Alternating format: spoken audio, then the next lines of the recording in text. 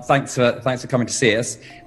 You've talked just now about online scams, and we've heard a lot about how that's on the increase.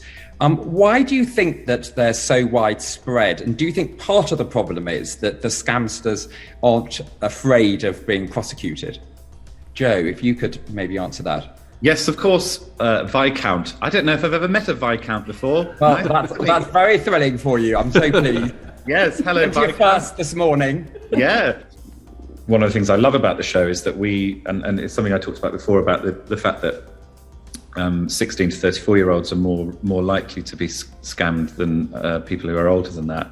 Our show attracts a younger audience. That's we do numbers in that demographic. The 16 to 34 is a demographic that we do very well in, and I was struck by how many young people, particularly we did a story about students and student accommodation, how many students get caught out by scams because they're so busy, working on their studies rather than anything else, I imagine, that they don't see these things coming. And it's one thing I'm very proud of about the show, that it educates people in that area.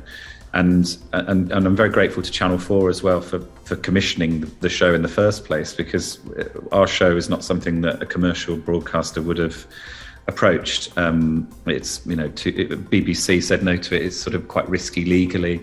It's only really Channel 4 that would have commissioned the show, and it's